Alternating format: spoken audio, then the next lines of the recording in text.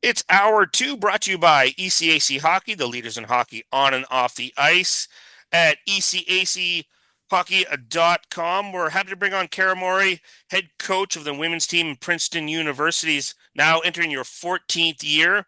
Obviously, you played professional as a woman in the women's league as well. Really excited about actually how the women's hockey league is now, you know, really taken off. It's actually quite impressive how that league has just blossomed.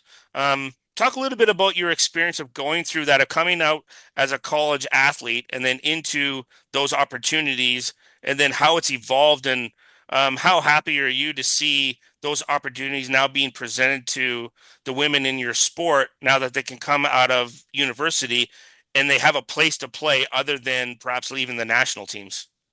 Yeah, well, first of all, I think it's long overdue because I mean, I graduated a long time ago and was playing in the NWHL back then, and really we called it professional, but it was more like we just didn't have to pay a registration fee.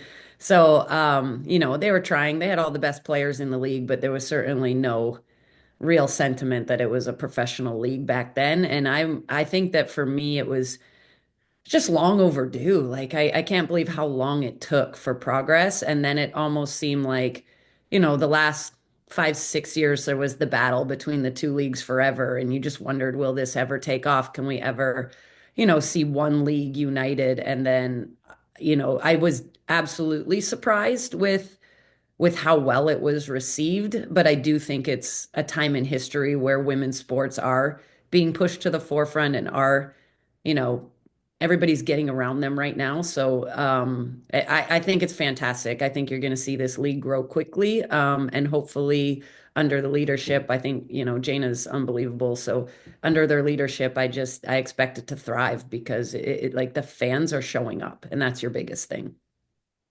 Were you surprised at the level of support from other entities within the hockey industry that just came rushing to support and like, what do you need from us? We're happy to help. I mean, no, because like I've seen that everybody's wanted this to happen. And it was just hard because, they didn't know how to step in and support it. And everybody was waiting for this like one league to emerge. And I think everybody that wanted to support it was just waiting for the infrastructure so that they could. So I wasn't surprised by that because I think everybody's wanted this for a long time. And I think everybody knew it was long overdue. 100%.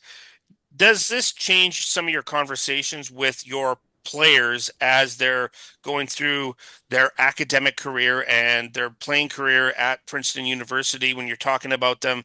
Because there is the here and now as a coach, and then there is the next steps that you're Yeah. helping guide them to. Has the conversation changed now that this league has evolved to the success it currently has? Yeah, a little bit. I think that there's a lot more younger players and recruits now that see this as, an option. I think that they still see it as kind of a temporary option in between their next career, almost like, I might do this for 5, 6 years and then I'll go No on to. different than a man's pro career.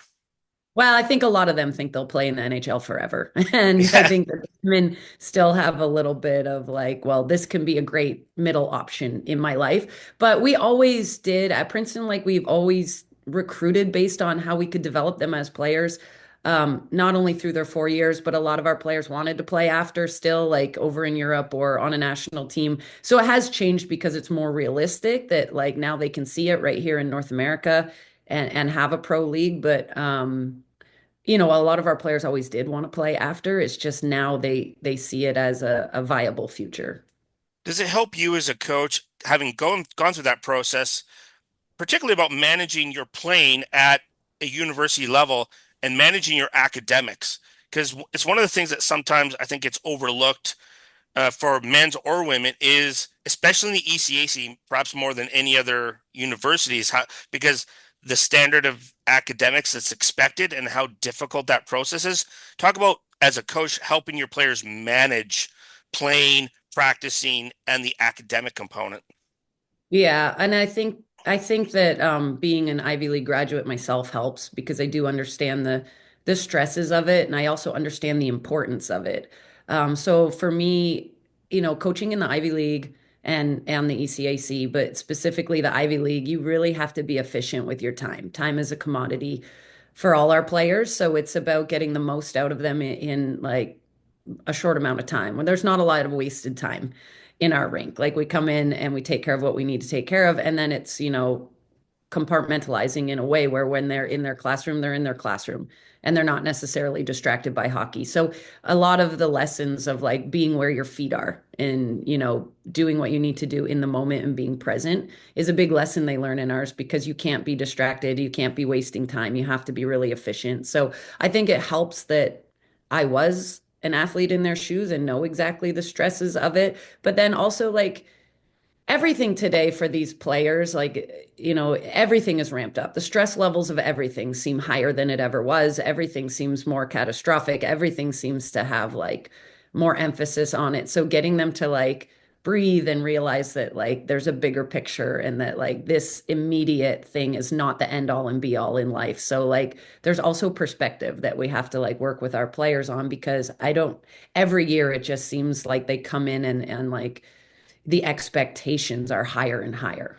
And how much do you find, and I find this as well because I have kids, is that that perception is actually not reality, and that like what's being pushed upon you because of the 24-hour news cycle or 24-hour media or instant gratification of the environment they grow up in, you have to explain to them this isn't real, Yeah, right? Like this isn't real.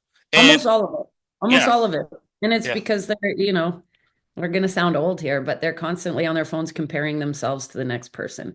And everybody's like, inflated what they're doing. So yeah, right. it's 100% not real. And so that is one of the lessons we try to go through. We talk about like comparison is the thief of joy. So we talk a lot about that.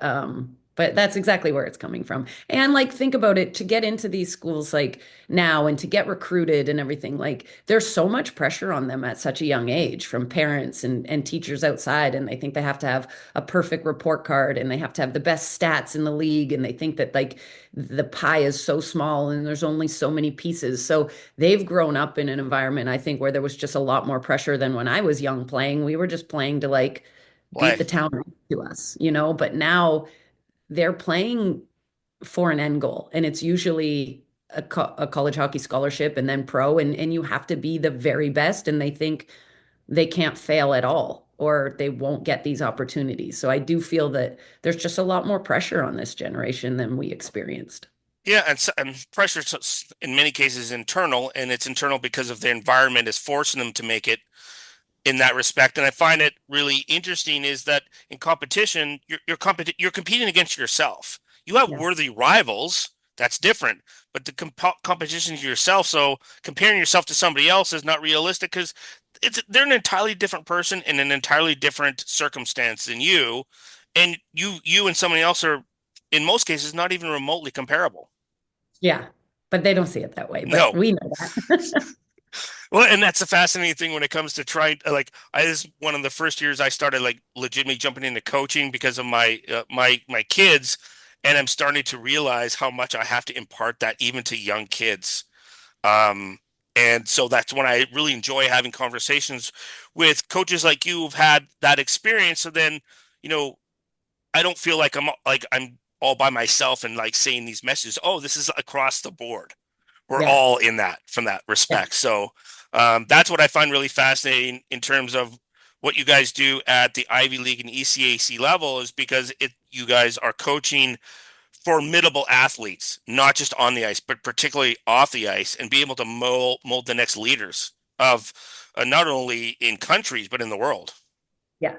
Exactly. And I think that's one of the biggest challenges we have, but it's also like the most rewarding part of coaching where we coach is we get to like help shape and mold them knowing that they are going to be the next leaders. So in a way, you get to make a bigger impact, which is really cool. Is that perhaps the most satisfying thing? Although you guys have had excellent success so far this year, is that, at the end of the day when you sit down with a cup of coffee or, that is the gratifying part for you? Um, for You're sure, but to be honest, I like winning a lot also. So like, yeah, I love seeing what they do after, and I love, following them, and I'll get calls when they get new jobs and promotions, or I got that job I wanted, and it is really cool seeing them in these positions, but it's also really cool winning championships. So I'd say they're equal. Well, thank you very much for coming on the show. Really appreciate it, and good luck through the season. Thank you so much. That's Cara Morey. We're going to take a short break on Hockey Prospect Radio. Stay tuned, and we'll be back right after this.